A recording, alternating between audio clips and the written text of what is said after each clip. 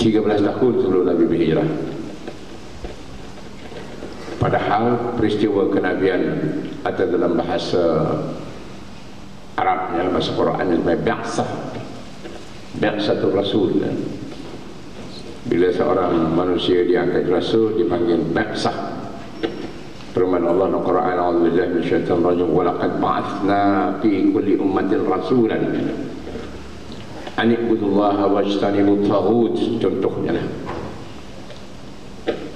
yang bermaksud sesungguhnya kami telah membangkitkan rasul bagi tiap umat itu membawa perintah, hendaklah kamu mengibadati Allah sahaja dan menjauhi daripada menyembah taghut. Jadi Rasulullah SAW dibi'sahkan pada kira-kira tahun, kalau Masihinya iaitu pada tahun 610 Masihi, kalau ikut tahun Masihi lah ya. Kerana tahun Masihi telah ada sebelum kerasulan Nabi Muhammad SAW, sebab tahun Masihi tahun bagi penganut agama Masihi itu Al-Masih Ibn Maryam yang kemudian dinamakan Kristian. Mereka sudah menggunakan tahun mereka bermula dari keputeraan Isa Al-Masih alaihissalam atau Miladul Masih Isa Ibn Maryam. Sebab itu dalam bahasa Arab dipanggil tahun miladi. Orang Arab tidak kata tahun Masihi, orang Arab dipanggil miladi. Kalau dia bahasa Arab kan sanah miladiyah ataupun am miladi. Milad ke mana ialah keputeraan. Sama juga dengan maulid. Milad, maulid itu sama lah. Kita gunakan maulid rasul.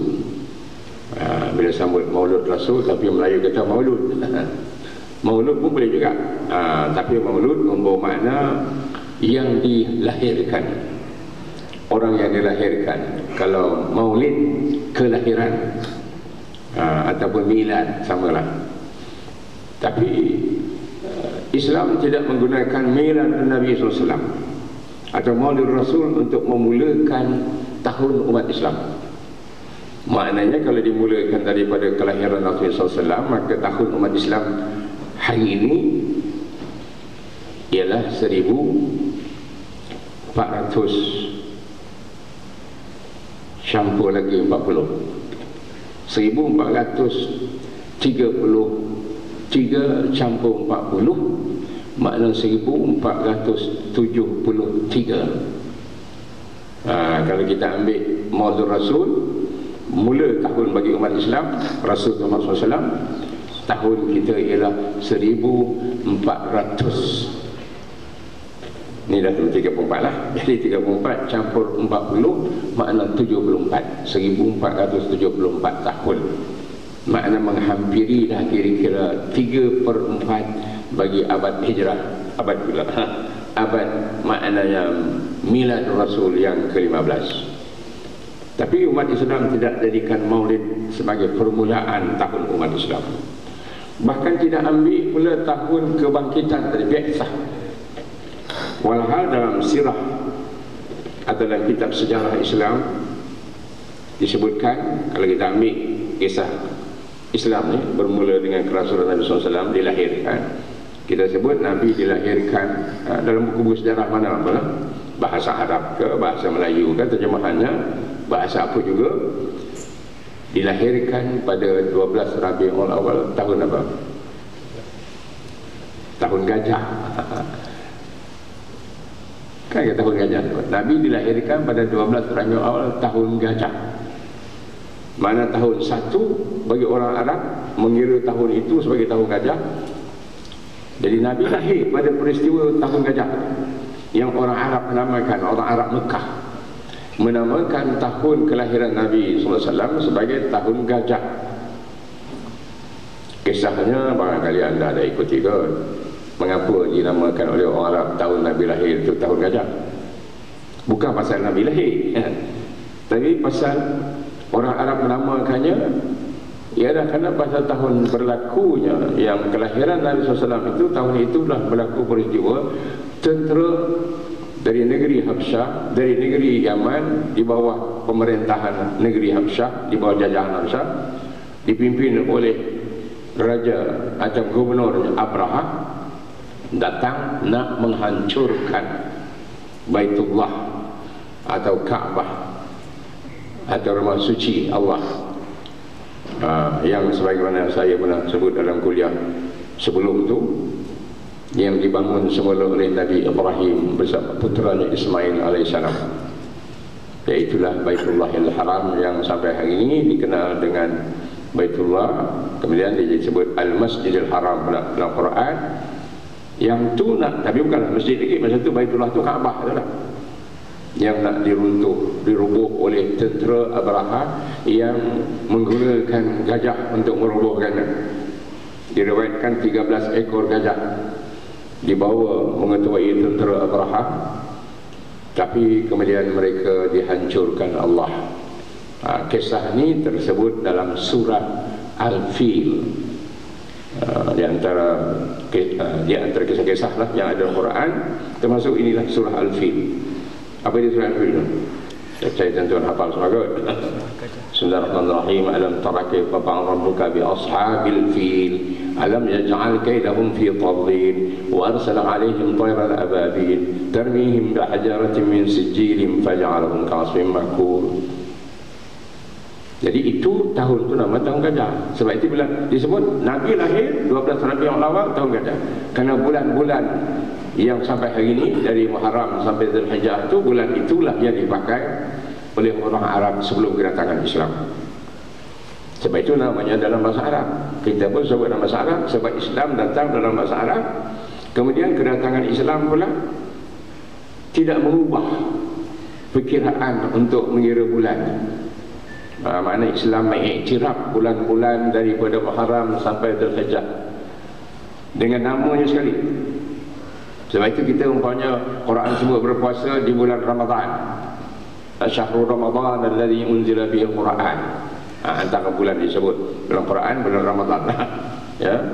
Jadi maknanya bulan Ramadan bulan ke-9. Kemudian bulan-bulan haji, ya. Itu memang diiktiraf Islam. Itu satu hal lah yang saya nak kebelakangkan sikit. Maknanya dari segi bulan ni 12 bulan tu dari Muharram sampai Zulhijjah, bulan-bulan itu diguna oleh orang Arab sebelum kedatangan Islam, zaman-zaman yang silam lagi. Datang Islam yang diutus Allah, Nabi terakhir Nabi Muhammad SAW, menggunakan bulan-bulan itu dengan nama Arab. Sebelum itu juga Nabi Isa Al-Masih alaihissalam, sebab Allah yang sama mengutuskan Nabi, pun juga menggunakan bulan yang 12-nya, tapi taklah pakai cakap Arab. Sebab agama yang diutus Allah kepada kaum Bani Israel menggunakan bahasa Ibri. Karena itu orang Kristian juga mengira bulan-bulan mereka 12 bulan itu sama seperti yang kita gunakan sekarang, orang Islam gunakan, orang Arab gunakan, iaitu bulan-bulan yang namanya berbeza lah, kerana dia berbeza bahasa. Tetapi dari segi bulannya tu, itulah dia yang dikatakan hari ini dalam istilahnya takwim qamariyah ataupun kalender, lunar kalender kita kata, yang membezakan dengan 12 bulan yang mengikut takwim syamsiyah. Syamsiyah itu syamsu matahari, al-qamar bulan. Kita pakai bulan al-qamar sebab Allah iktiraf, maknanya untuk mengira masa. Itulah tadi, tahunnya 12 bulan, harinya 354 hari setahun. Sedangkan tahun Syamsiah 12 bulan juga, dan harinya seperti yang kita tahu, kita guna sekarang 365 hari. Bahkan dalam 4 tahun kali dia jadi 366 hari.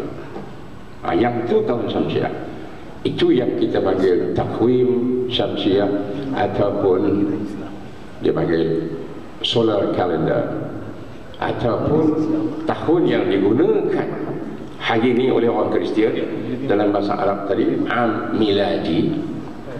Itu kerana dia ambil nama lah, menamakan tahun tu. Tapi kaedah sistemnya ialah tahun Syamsiah ataupun yang disebut tadi solar calendar, iaitu berdasarkan jumlah hari 365 hari tadi bumi genap mengelilingi matahari sekali keliling.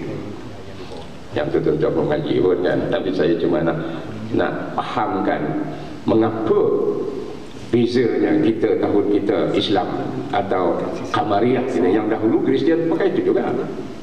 Tahun Kristian dulu 354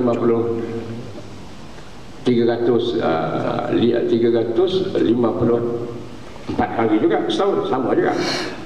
Hanya kemudian apabila orang Kristian mengembangkan Islam Kristian ke barat, dibawa oleh orang Roman Byzantine yang mengambil alih agama Kristian daripada asalnya Orthodox kepada Roman Katolik, maka orang Kristian mengambil tahun kalender orang-orang Roman calendar atau Romanian calendar. Itulah yang mereka gunakan tahun matahari tadi.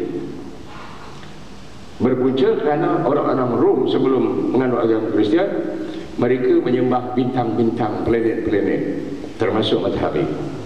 Itu pasal maka datang perkataan dalam bahasa Inggeris Sunday. Sun makna matahari, hari matahari, iaitu hari di mana mereka menyambut menyembah ketuhanan matahari. Yang Sunday itulah yang kita ambil sekarang juga sebagai hari cuti kelepasan kita, bukan kan? Itu sedikit lah nak